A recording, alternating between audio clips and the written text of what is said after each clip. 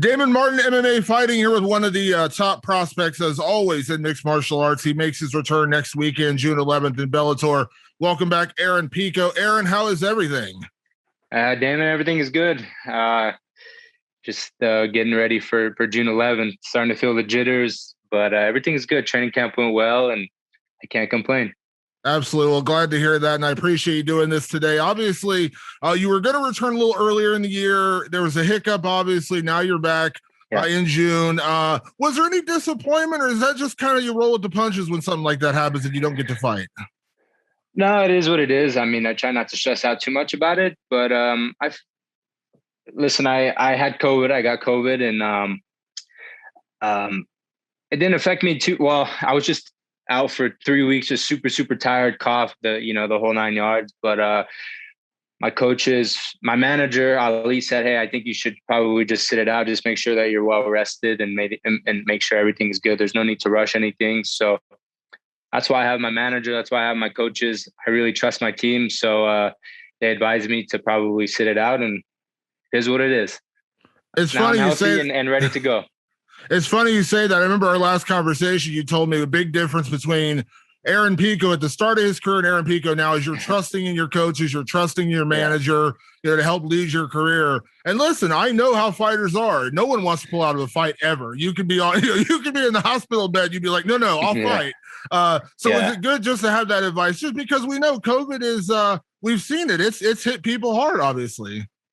Yeah, for sure. I mean, my they advised me to just sit it out. I was actually really, really just worn out for 3 weeks and just really, really tired. So obviously with the effects of some people with COVID, the coaches, Ali wanted me to really just see how I feel coming back and make sure everything was well. So I did that, and I'm glad I listened to them. Everything is perfect. I feel fine. I'm in great shape. So yeah, you have to trust your team. You got to be on the same. You got to be willing to do that because that's why they're around you, so they can help you make the best decisions. And I'm fortunate enough that I really, really trust them with everything, and we make some good decisions. That's for sure.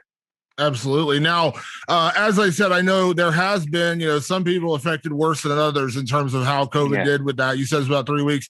How was that coming out for you on the other side of that in terms of your conditioning, your cardio things? Because that's kind of been the biggest thing I've heard. Like I talked to Gilbert Burns last year, and he said it took him a good month, to kind of start feeling normal again. How was it for you? To be honest with you, when I had my first pad session back, I felt great. Honestly, I took like 3 weeks off while I was really tired. I didn't even feel guilty. I've never sat on the couch for 3 weeks. I literally was on there for 3 weeks and I did not feel guilty at all, simply because I was just so tired. And but then when I came back and hit pads, I actually did like 6 rounds, hard pads with Coach Gibson, and I felt fine. And that's sort of like, man, we thought it would be worse, but I felt great. Maybe my body just needed to rest, and I came back fine, thank God. Yeah. Now I gotta ask, as a guy who's been an athlete your entire career, how weird was it not working out and training for 3 weeks? Was that probably the worst part of it? Honestly, I was so tired and just felt so drained that I didn't feel guilty at all. It was actually just like, yeah, it did feel weird because I was like, man, I'm sitting on this couch and I do not feel guilty. It does feel weird, but I enjoyed it. I knew this. I watched a bunch of TV shows and got the proper rest, and everything went well. And now we're here, and everything happened. Everything happens for a reason. That's what I truly believe. Yeah, absolutely. Now, I want to ask you about training for this fight, Aaron, because I was on your Instagram, and obviously I know you work with the coaches at Jackson Wink. You mentioned Brandon Gibson, who's amazing. I think I saw maybe you were at Ruka and also at Wildcard. Is that right? No, just those were some old photos I like to up on my Instagram. So yeah, I'm here in Albuquerque. Gotcha. I saw the wild card and I was like, hey, nothing wrong with working with Freddie Roach and those guys. So, No, for sure. After this fight, I want to go down there with Coach Gibson and visit Freddie. It's been a while since I've been down there to see them. Just always like to show them some love on Instagram because Freddie's helped me out a lot, and my wild card family's been very good to me. So much love to them. Yeah. Now, in terms of your training down in Albuquerque, no giant secret. I know you've been there for a while. Coach Gibson's amazing. Wink, Coach Jackson, everybody down there. But how has that been now that you've actually been a part of that team for a while? Because I know, and again, everyone adapts differently, but I've heard that, a lot of people say, it does take you a little while to get acclimated to the teammates, the coaches, the coaching style, things like that. And obviously you've had a lot of great coaches throughout your wrestling, boxing, and fight career, but how has that been now that you feel like, because you really feel like part of that team now? Yeah, for sure. I think that was the best decision that I could have made. I honestly get a lot of time in with all the coaches there. So they see the drive that I have and the dedication that I have to the sport, and they put a lot of time in with me.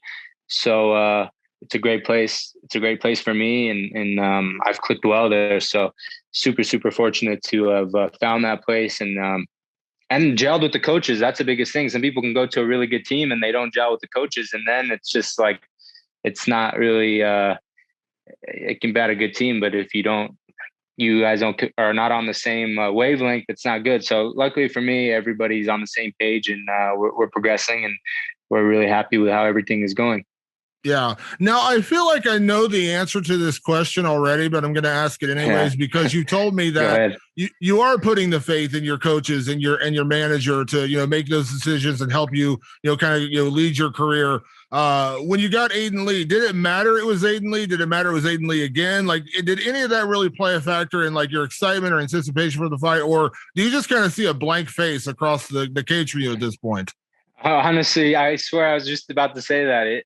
I just really do see a blank face, and I've watched a lot of tape on him with the coaches, and he's good. He's good, and I don't have any like say in who I fight and things like that. So I got a call from Ali, and the coaches knew before I did who I'm fighting, and said, "Okay, you're fighting Aiden Lee. Okay, no problem. Let's get ready for it." And that's my job as a fighter. My job as a fighter is to just be prepared and go in there and be a warrior. That's something that I always say. And we're ready. There's really not much to say, but yeah, it is the thing is, they're always dangerous fights. This is the way I approach every fight like a world championship fight, because these guys have nothing to lose. I have everything to gain. I have everything to lose, to be honest with you. Just say it point blank. Every fight, there's a lot of pressure on me, and but I've learned to harness it, embrace it, and I have faith in myself. I have faith in the people I have who I've surrounded myself with, and I just got to go out there and, like I said, be a warrior. Absolutely. To that point, I've heard, a lot of times when I bring up opponents, fighters will tell me, well, it's not really about them. It's about me. It's about my training, my preparation, what I'm going to do to them. And I think sometimes people get lost in the details. When you get so obsessed with a title, or you get so obsessed with a certain opponent, then it kind of takes you out of your headspace. Do you feel like now, and obviously you're not a robot, but you know what I mean? Like, do you feel like you're just letting them, put you in the best position to win? It doesn't matter if it's Aiden Lee or whoever it is across the cage. You are in the best position to win as Aaron Pico. Yeah, absolutely. I mean, anytime that you start to look at, I need to fight for the title, I need to fight this guy or this guy, you're pulling yourself out of the process. And the process is you to be the best fighter you could possibly be. And that's my job, is to show up, and that's why you have a manager, and that's why you have coaches to navigate that. But it's your job to listen to them and do what's best for you and your career. So I put myself I put full faith in them and me just become the best fighter I can possibly be. And I can honestly say that Ali is one of the best managers in the world. Really cares about his fighters, and I have nothing but good things to say about him. Honestly, he's a very, very good manager, and I don't really see anybody. To me, he's the number one manager in the world, and I don't see anybody taking this spot for a very, very long time, simply because he works day and night for his fighters. And the people at Dominant MMA that are behind the scenes that you don't know about are working just as hard as him. So it is definitely an army, and good luck trying to beat Dominant MMA. That's for sure. I know. Yeah, honestly, I know the sport is business. I understand there's a business aspect to it. We understand that, but knowing Ali as well as I have, he does kind of consider his fighters family, which is, sometimes like he gets fired up, and I understand that because he does feel very passionate about his fighters, and I'm not in any way, shape, or form taking a dig at anyone you've worked with, so I don't want to make it sound like that. But you've told me before, it feels like surrounding yourself with people right now, like this is the direction. Now you feel you're in your best possible place to succeed. Is that fair to say with the people you have around you right now? 100%. I truly believe that, and that's a good feeling knowing that everybody around you is looking out for the best interest of your career, and sometimes, as me, I feel like, oh, I should do this, I should do that. But I sit back and I say that I have really good people around me to help me make the decisions, and I'm where I'm supposed to be. And that's freeing as a fighter, knowing that Ali is doing his job and helping me, helping navigate my career and making sure that those decisions are the best for me. And same with my coaches. I can go to bed at night knowing that everybody's, doing their job, and it's freeing as a fighter, to be honest with you. I mean, I'm at a good place mentally with myself, with my team, and everything that's going around with me. And I'm at a good place. I really am. Yeah. I know you've answered some variation of the same question like a million times throughout your career. And I probably asked you some variation of this before as well. That's okay. But because of the hype and the attention you got early on, and you talked about, some of the mistakes you made, things that happened. Now the course you're on, like do you feel like this is the Aaron Pico that's going to eventually become a champion? Now, maybe that doesn't happen for 5 more fights, but this is the Aaron Pico that's going to reach those kind of goals you've always had for yourself. Yeah, I truly believe it. I'm at the point where I have a lot of confidence in myself. I really, truly believe I'm one of the best fighters in the world, and I can truly say that. Before it was a little bit weird for me to say that because I just didn't know stuff about MMA. I was so green. Now I've been in the game for a few years now, and I truly believe that we're going to be one of the best fighters that ever walked this planet. I truly believe it. Yeah, it may not happen it may take some time, but we're going to get there. That's for sure. Yeah. I love that attitude because listen, people in this sport who are talented, but they rush into it. They rush into it head first. And I was one of those guys. but the thing is, you obviously course corrected. I mean, that's something a lot of people don't do. They never correct course. You did that, and now, as I said, it seems like you are on the best possible path for success. For sure. I mean, it's just it's nobody's fault except mine. I've early on, I signed on the dotted line. I was over 18. I knew what I was getting myself into. It is what it is, but I'm happy where I'm at now. If those things wouldn't have happened, I wouldn't be with Ali. I wouldn't be with Greg Jackson, Six Gun, Professor Tusa. I wouldn't be with those guys. So I'm not mad at what happened. To be honest with you, I don't even think about those 3 losses. So I've said it before. I can beat all those guys in one night. They gave me those 3 guys to fight in one night. I'd beat all of them, and they know it too. They know it. They really do. I know it's cheesy, but it's true when they say it. Everything happens for a reason. You had to go through what you went through to get here, and now you are in the best place possible to succeed. And that, like I said, that matters.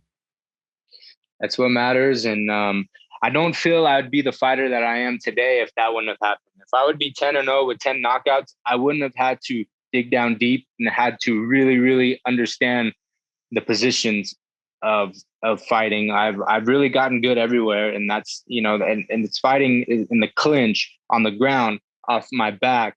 If I'm in on a shot if the guy's in on my leg against a cage, if I'm in on his leg against a cage, elbows, clinch fighting, rhythm changes. I wouldn't have had to really adapt and really have had to really figure it out. I would have, I'm 10-0 with 10 knockouts. I'll just go in there and knock the guy out. And if I get the takedown, great. But now I've really, really had to study it and understand that I'm not invincible. A punch, a knee. I've been floored before. So my eyes are open, my hands are up, my ears are open, and I'm all about learning, and I don't take winning for granted. That's for damn sure. I know what it feels like to lose in this game, and that's why you never hear me complain about going to practice or having to do this or having to do that, because I know, there's a quote, you think training's hard, try losing. And I've really, and that is so the truth. You think training is hard, try losing. I know what that feeling feels like. And I'm just going to say it blunt. It's a fucked up feeling. Absolutely. I totally understand that. Aaron, obviously we're super excited to see you back on June 11th. Before I get you out of here, I know your focus is 100% your fight and your career right now in mixed martial arts, but I know, listen, I'd be a bad wrestling fan if I didn't ask you. Obviously, you're a wrestling guy. You come from wrestling. Are you excited about the Olympics this year? We got a good team going to the Olympics this year. I'm excited. Yeah, I'm excited for the Olympics. And if I'm being completely honest, I don't really watch any other sports other than just fighting and that. But I'm aware of some of the guys on the Olympic team, and definitely be rooting for them. And yeah, it's gonna be a strong team. I think it's one of the strongest teams that the U.S. has sent in a long time. I agree. Well, Aaron, glad to hear you're doing well. Glad to hear the camp went well. Cannot wait to see you back in action next weekend. Thank you so much for taking the time for me today. I really do appreciate it, man, and look forward to seeing you next weekend. Thank you. All the best to you.